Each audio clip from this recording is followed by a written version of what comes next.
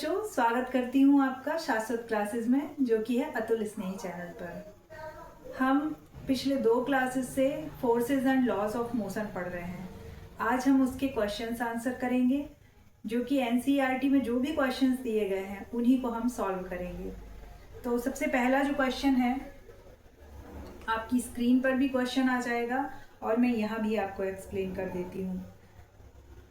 इस क्वेश्चन के अकॉर्डिंग एक ऑब्जेक्ट है जो net zero unbalance force experience कर रहा है। तो इन्होंने आगे पूछा है कि is it possible for the object to be travelling with a non zero velocity. अब देखिए, आप सीधा सा आपको आंसर देना है कि क्या एक ऑब्जेक्ट, इन्होंने बोला है कि एक ऑब्जेक्ट है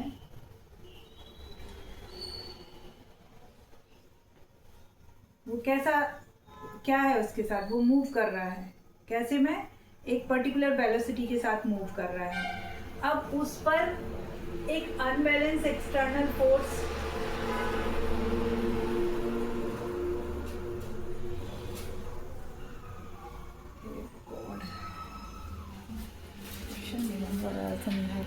ऑब्जेक्ट है, कोई ऑब्जेक्ट है जो कि मूव कर रहा है, और इस पर जो है उन्होंने बोला है कि कोई भी एक्सटर्नल फोर्स नहीं लग रहा है। उन्होंने लिखा है कि कोई भी अनबैलेंस एक्सटर्नल फोर्स की वैल्यू क्या है, 0 है। मतलब कोई भी एक्सटर्नल फोर्स नहीं लग रहा है। तो इस क्वेश्चन में उन्होंने पूछा है, कोई भी अनबैलेंस फोर्स नहीं है, तो इस क्वेश्चन में उन्होंने पूछा है क्या ये पॉसिबल है कि ये ऑब्जेक्ट एक पर्टिकुलर वेलोसिटी के साथ मोशन में रहेगा। इसका आंसर हमें यस और नो में देना है और उसके साथ ही रीजन बताना है। तो यस, बिल्कुल पॉसिबल है, क्योंकि इस पर कोई भी एक्सटर्नल फोर्स नहीं लग रहा है। एक ऑब्जेक्ट है जो चल रहा है, उस पर कोई भी अनबैलेंस एक्सटर्नल फोर्स नहीं लग रहा है। तो क्या इसका डायरेक्शन चेंज होगा? बिल्कुल नहीं होगा। क्या इसका मैग्नीट्यूड वेलोसिटी का चेंज होगा? बिल्कुल नहीं होगा। एक पर्टिकुलर वेलोसिटी के साथ ये क्या करता रहेगा, मूव करता रहेगा। इसके लिए थोड़ा सा पीछे जाती हूँ और आपको बैलेंस और अनबैलेंस फोर्सेस बताती हूँ। बैलेंस फोर्स क्या था और अनबैलेंस फोर्स क्या था। होता क्या है, जब भी कोई यूनिफॉर्म मोशन हो, तो यूनिफॉर्म मोशन की कंडीशन में वहां पे हमेशा बैलेंस्ड फोर्स ही लगेंगे, बैलेंस्ड फोर्स ही लगेंगे, तभी वो यूनिफॉर्म मोशन पॉसिबल है। इसमें मैंने आपको चलने वाला एग्जांपल अपना दिया था।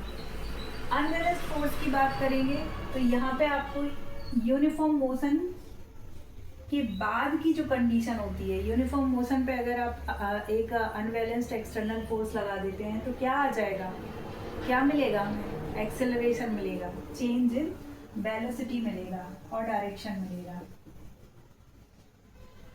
And direction. सो ये पहला क्वेश्चन था। इसका आंसर है कि यस, बिल्कुल अनबैलेंस्ड एक्सटर्नल फोर्स अगर 0 है तो वो एक पर्टिकुलर वेलोसिटी के साथ ऑब्जेक्ट मोशन में रहेगा। सो बच्चों, ये सेकंड क्वेश्चन है कि एक कारपेट को हम बीट करते हैं तो जो धूल के कण हैं वो बाहर आ जाते हैं, डस्ट कम्स आउट। तो इसका रीज़न हमें एक्सप्लेन करना है। इसका रीज़न मैंने आपको बताया था, because of inertia. Inertia inertia क्या होता था? इनर्शिया एक प्रॉपर्टी होती थी ऑब्जेक्ट की, एक कैरेक्टरिस्टिक्स होता था, एक व्यवहार होता था ऑब्जेक्ट का, जिसके अकॉर्डिंग वो अपने अंदर किसी भी चेंज का अपोज करता था। तो जैसे ही हमने कारपेट को बीट किया, जैसे ही हमने उसको फटकारा, तो जो डस्ट पार्टिकल्स हैं वो स्टैटिक हैं, वो अपना नेचर जो बताया है कि वो चाहते क्या है, जिस पोजीशन में है उसी में रहना। तो वो रेस्ट में थे तो वो रेस्ट में रहना चाह रहे थे, लेकिन कारपेट कैसा हुआ, मूव हुआ, हमने उसको बीट किया तो डस्ट पार्टिकल्स नीचे गिर गए। ये सेकंड क्वेश्चन में इनर्शिया आ रहा है। सेम थर्ड क्वेश्चन की बात करें तो इसमें भी उन्होंने बोला है कि जो बस के ऊपर जो लगेज होता है उसको हम टाई करते हैं। क्यों टाई करते हैं? क्योंकि बस जब स्टैंडिंग पोजीशन में है, बस अभी खड़ी हुई है, अभी नहीं चली है और सामान उस पर रखा हुआ है, सपोज आपने वो सामान बांधा नहीं है, क्योंकि सामान भी स्टैटिक है, बस भी स्टैटिक पोजीशन में है, और सडनली ड्राइवर ने बस स्टार्ट कर दी तो जो सामान है वो गिर सकता है। बिकॉज ऑफ इनर्शिया, क्योंकि वो स्टैटिक था, है ना। तो ये दोनों ही जो क्वेश्चंस हैं इनमें inertia as well as first law of motion की एप्लीकेशन होगी। अब हम जाते हैं नेक्स्ट क्वेश्चन पे।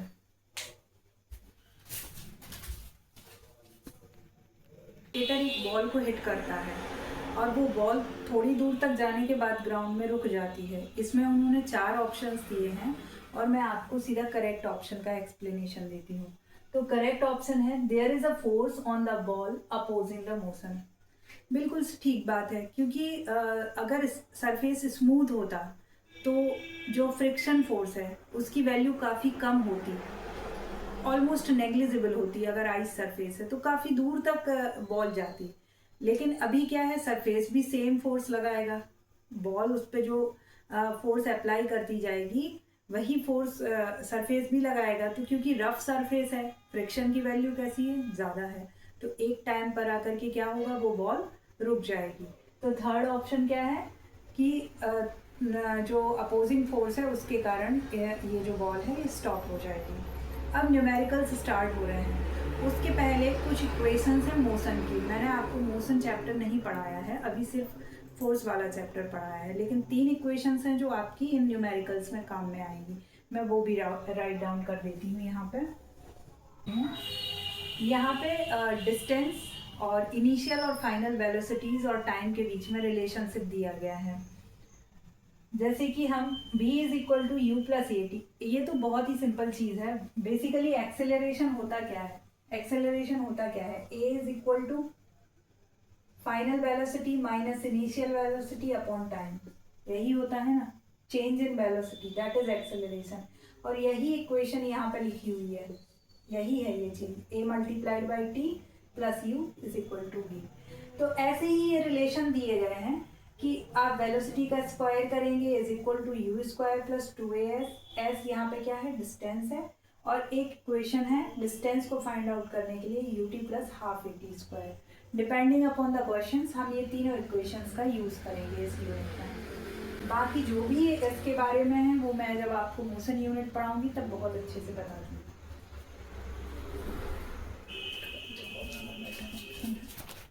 तो बच्चों नेक्स्ट क्वेश्चन में हमें कुछ डेटा दिया गया है, क्वेश्चन आपकी स्क्रीन पे आ जाएगा, आप उसको बहुत अच्छे से पढ़ लीजिए।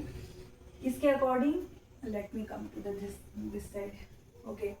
सो इसके अकॉर्डिंग क्या है, हमारे पास उन्होंने बोला है कि एक ट्रक है जो कि स्टार्ट होता है रेस्ट से।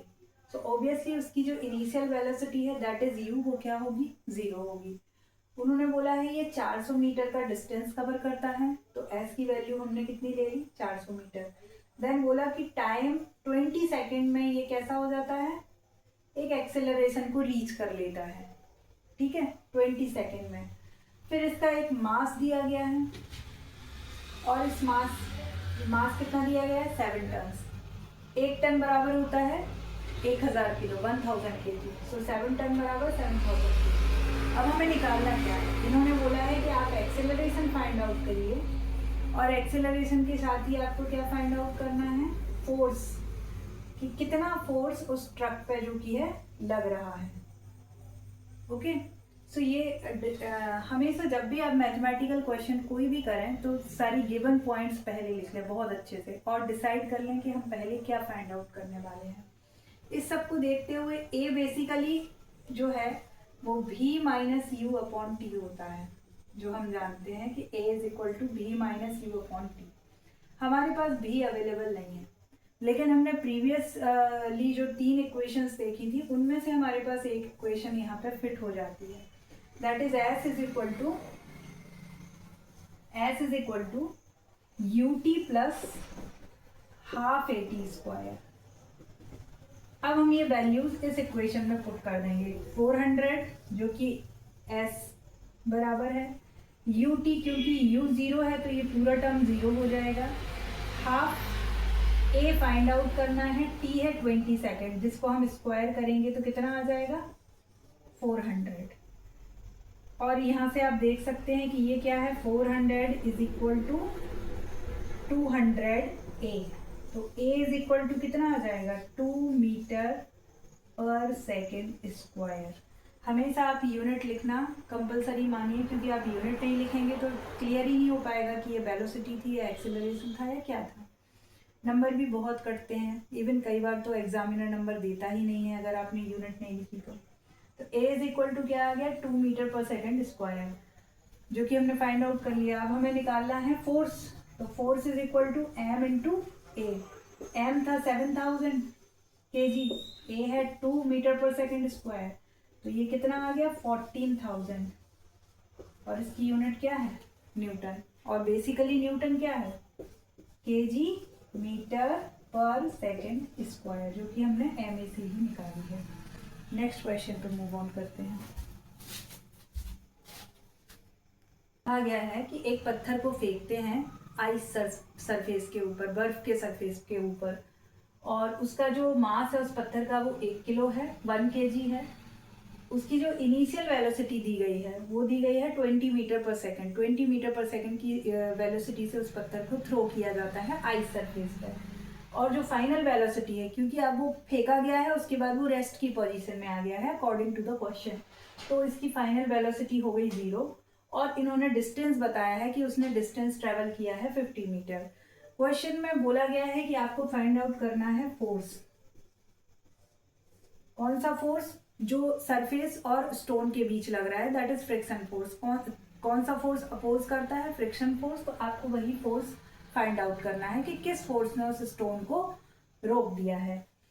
तो इसको फाइंड आउट करने के लिए एज वी नो कि force is equal to m into a. हमारे पास एम तो है बट ए नहीं है, हम ए कैसे फाइंड आउट कर सकते हैं। ए फाइंड आउट करने के लिए हमारे पास इक्वेशन है v square is equal to u square plus 2as। भी हमें पता है 0 है, u की वैल्यू हमारे पास 20 है, दैट इज 400 आ जाएगा। 2 multiplied by a find out करना है और एफ है 50 metre. Okay, -400 is equal to 100a, और यहाँ से a निकल के आ जाता है -4 मीटर पर सेकेंड स्क्वायर। इस नेगेटिव साइन का मतलब है रेटर्डेशन, और रेटर्डेशन का भी मतलब है कि जो आपका स्टोन है वो धीरे धीरे उसकी वेलोसिटी कैसी हो रही है, कम हो रही है। उसका एक्सेलरेशन कैसा हो रहा है, कम हो रहा है। ये इंक्रीजिंग एक्सेलरेशन नहीं है। जो इंक्रीजिंग एक्सेलरेशन होता है बढ़ता हुआ, उसको हम एक्सेलरेशन ही बोलते हैं, लेकिन जो घटता हुआ एक्सेलरेशन होता है उसको हम एक नया टर्म दे देते हैं, दैट इज रेटर्डेशन, और नेगेटिव साइन के साथ शो करते हैं। अब हमें निकालना है वो फोर्स ऑफ फ्रिक्शन जो उस स्टोन को अपोज कर रहा था फर्दर मूव करने के लिए।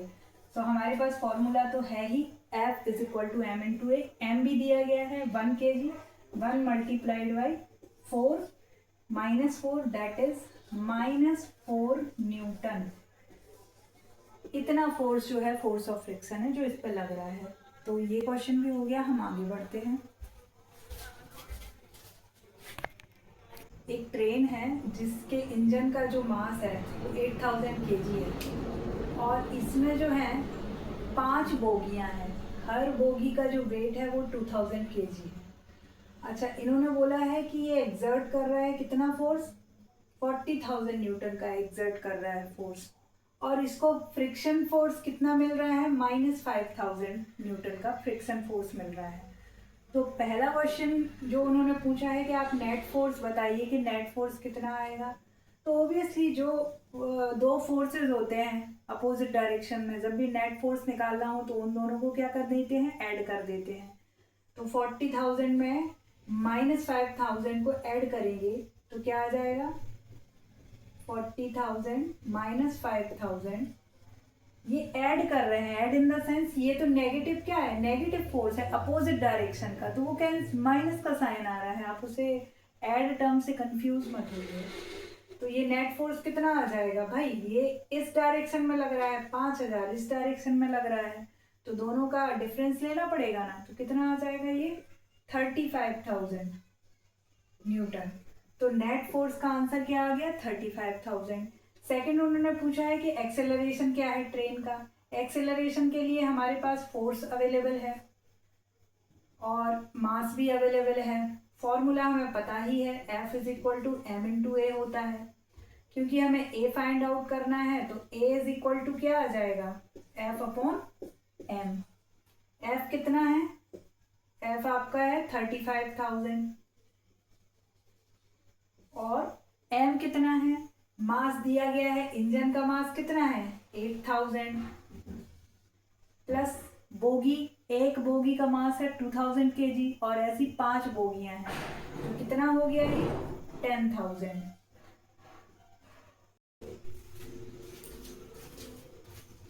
यहाँ पे ये वैल्यू 1.94 मीटर पर सेकेंड स्क्वायर है।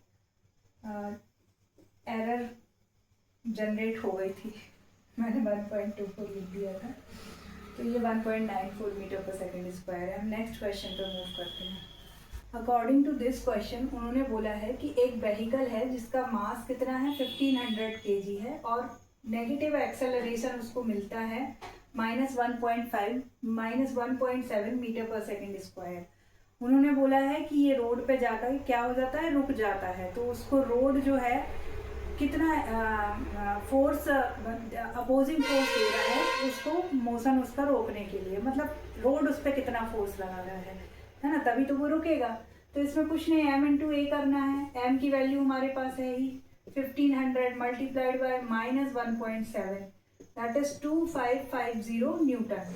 अच्छा, इसमें नेगेटिव साइन आएगा, इसका मतलब क्या है कि ये रोड फोर्स अप्लाई कर रहा है किस पे, उस व्हीकल पे जो रोड पे मूव कर रहा है, इसलिए नेगेटिव साइन आया है। इसीलिए क्योंकि उसको रोक रहे हैं तो उसका एक्सेलरेशन कम हो रहा है, इसलिए हमने नेगेटिव साइन से शो किया था।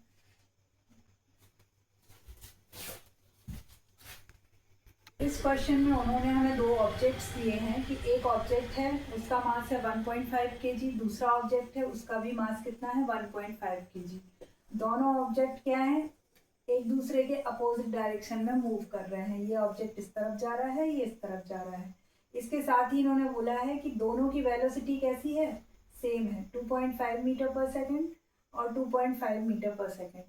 पर ये दोनों कैसे हैं, अपोजिट डायरेक्शन में हैं। तो एक मोमेंट पे जाके इन दोनों में क्या हो जाता है, कोलिजन। कोलिजन मीन्स इन दोनों में टक्कर हो जाती है और ये दोनों कैसे हो जाते हैं, एक दूसरे से स्टिक हो जाते हैं। तो क्वेश्चन में उन्होंने पूछा है कि फाइनल वेलोसिटी, फाइनल या कोलिजन के बाद की जो वेलोसिटी है वो कितनी होगी। तो क्योंकि law of conservation of momentum होता है कि कोलिजन के पहले जो मोमेंटम है, आफ्टर द कोलिजन मोमेंटम कैसा रहेगा, कंजर्व रहेगा, सेम रहेगा। तो हम इसी चीज को सॉल्व करते हैं। मोमेंटम क्या होता है, m इंटू वी। तो पहले में हम निकालेंगे m1 v1 plus m2 v2 is equal to law of conservation of momentum, मतलब बिफोर दी कॉलिजन और आफ्टर दी कॉलिजन मोमेंटम कैसा रहेगा, सेम रहेगा। तो ये बिफोर दी कॉलिजन है, अब कॉलिजन हो गया है, अब मासेस कैसे होंगे, कंबाइन होंगे। यहाँ पे तो अलग मास है, m1 का v1 से मल्टीप्लाई करेंगे, m2 का v2 से, और दोनों के मोमेंटम कैसे कर देंगे, ऐड कर देंगे। ये पहले ऑब्जेक्ट का मोमेंटम, ये दूसरे ऑब्जेक्ट का। अब मासेस कंबाइन हो जाएंगे क्योंकि टक्कर हो गई, ऑब्जेक्ट क्या हो गए, स्टिक हो गए। तो मासेस कंबाइन होंगे तो क्या हो जाएगा, m1 plus m2 multiplied by v, एक फाइनल वेलोसिटी जो हमें फाइंड आउट करनी है कोलिजन के बाद वाली। वैल्यू पुट अप करेंगे तो 1.5 मल्टीप्लाइड बाई 2.5 प्लस, अच्छा यहाँ पे क्या है, अपोजिट डायरेक्शन है, इसलिए वेलोसिटी कैसी आ जाएगी, माइनस में। तो सेम टर्म आ जाएगा बट माइनस में आएगा, 1.5 मल्टीप्लाइड बाई 2.5, तो ये तो ऑब्वियसली कैसा होने वाला है, 0 हो जाएगा। यहाँ पे क्या आ जाएगा, यहाँ पे आपको क्या मिलने वाला है, m1 प्लस m2 जो कि हो जाएगा 3 kg, 1.5 plus 1.5 is 3 multiplied by v। और ये दोनों कैसे हैं, इक्वल हैं। ये वाला टर्म, ये पूरा टर्म इज इक्वल टू ये वाला टर्म, ये तो 0 हो गया था, तो हमारे पास v की वैल्यू क्या आ जाएगी, 0। थोड़ा और अच्छे से लिख देती हूँ उसको इन केस आपको कंफ्यूजन होता हो तो, m1 v1 plus m2 v2 is equal to m1 plus m2 multiplied by v। ये क्या है, 1.5 multiplied by 2.5 minus 1.5 multiplied by 2.5 और ये क्या है 1 is equal to 1.5 plus 1.5 multiplied by v. ये पूरा टर्म कैसा होने वाला है 0 is equal to 3 multiplied by v और भी इज इक्वल टू 0 के लिए एंड होती है। जो भी क्वेश्चंस बचे हुए हैं वो हम नेक्स्ट क्लास में करेंगे। Thank you so much.